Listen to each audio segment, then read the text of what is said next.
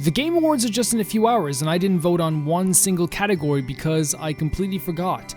But I'm going to tell you what I would have voted for and what I think are the best out of some of these categories. Let's just go and do this. The first category is Game of the Year, and this is actually very difficult because out of Alan Wake 2, Baldur's Gate 3, Marvel Spider-Man 2, Resident Evil 4, Super Mario Bros. Wonder, and Tears of the Kingdom, I really feel like the two best games out of this are Tears of the Kingdom and Alan Wake 2. Personally, I don't know which one will be my personal game of the year by the end of this year, but I think that both of them deserve to be, and I don't mean to do a cop-out right away, but I could say this go either way any day, but if I had a bullet to my head or a gun to my head, I think that Tears of the Kingdom is a generational defining game, but I think that Alan Wake 2 was just probably one of the most perfect experiences I've ever played in my life. Just saying. We have the best game direction, which is also a very difficult thing for me, but I will say that The Legend of Zelda Tears of the Kingdom will win this for me because I really feel like it is just one of those games that was massively pulled off. I think people forget that game devs at the time were like in awe at some of the stuff this game was able to do, whereas with other games they weren't like that, and I think people are really forgetting that happened. A lot of people were going nuts at the idea of what this game could do in terms of its physics engine, in terms of like, everything that the world was able to do so seamlessly. It just deserves it. It really does deserve it. Best narrative. Honestly, I've only played 3 of these games. I played Baldur's Gate 3, Alan Wake 2, and Final Fantasy 16. It's not Final Fantasy 16. That let me down a little bit, but I will say that Alan Wake 2 is for sure the best story out of these.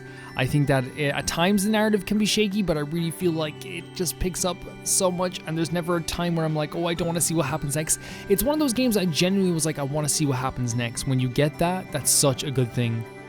Best art direction, we have Alan Wake 2, Hi-Fi Rush, Liza P, Super Mario Bros. Wonder, and The Legend of Zelda Tears of the Kingdom. I'm going to give this to... I didn't think this would actually be difficult. I thought this was going to take a few minutes, so I'm going to say that it's going to be...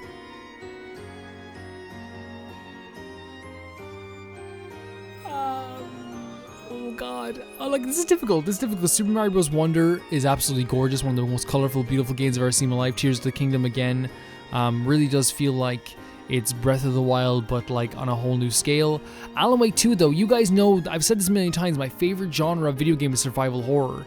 And I really feel like they did the small town justice, but I feel like that's what you're supposed to do, right? You're supposed to do that. So I'm going to give it to Tears of the Kingdom just because I feel like when I think of that world, I think of how beautiful it is. It is the prettiest game that came out this year to me, and I will stand by that. Best score and music, Alan Wake 2, Baldur's Gate 3, Final Fantasy 16, Hi-Fi Rush, Legend of Zelda Tears of the Kingdom. Alan Wake 2 had some great music, but I don't remember most of it. And that's not because the game is bad. That's not because the music is bad. That's usually just because sometimes we don't remember every single piece of music when you're so zoned into the story and all the stuff happening around you. Final Fantasy 16, I do remember some of the music from this game. I remember the battle music and stuff like this, but again, I will make a video eventually on Final Fantasy 16 when everything cools down. The reason I don't want to make a video on it now, and I know some people are going to be like, Callum, that's not how you do YouTube. I don't want to be negative about it when it's nominated for so many awards, and also people are still talking about it as one of their favorite games of the year. I feel like if I'm going to be negative about a game, I want to wait maybe another few months so it's just not just me taking advantage of like a bunch of hype. Baldur's Gate 3 has some really good music too, but I'm going to give this to Tears of the Kingdom. The ambient music still plays in my head every single time I look at a picture of that game. I remember the music beats, and it's beautiful. Best audio design, Alan Wake 2, Dead Space, Hi-Fi Rush, Marvel Spider-Man 2, Resident Evil 4, Alan Wake 2.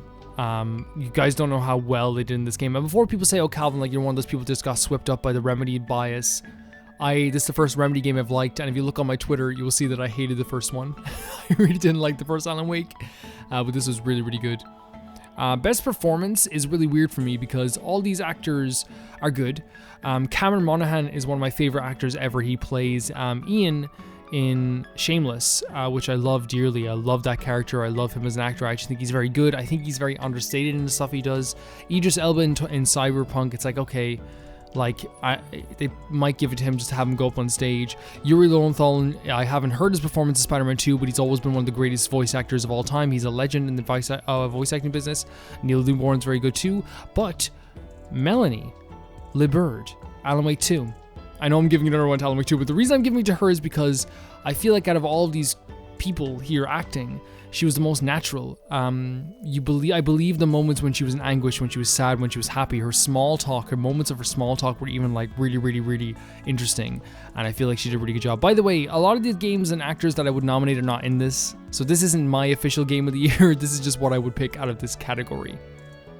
Best action game, I think, is probably the last one I'm going to be voting on here. It has Armored Core 6, Fires of Rubicon, Dead Island 2, Ghost Runner 2, Hi-Fi Rush, and Remnant 2. And easy enough, I'm going to give it to Dead Island 2. This is a game that I feel like its story isn't great, but it's not meant to have a fantastic story. I feel like the world building in this game is really fun. Everything in this game is just super fun. And for me, if I'm playing an action game, I want everything to be really fun.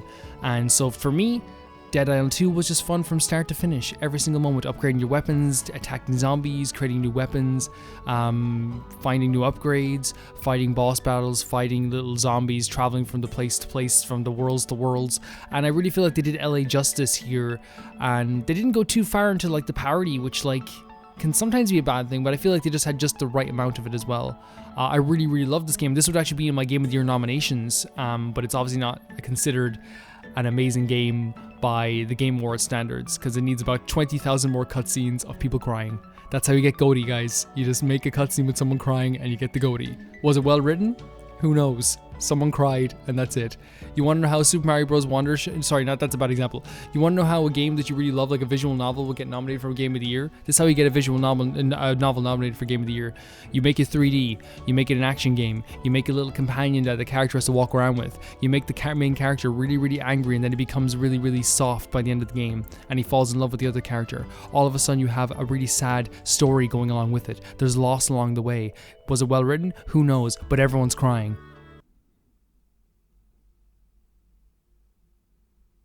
Have a good night, everyone.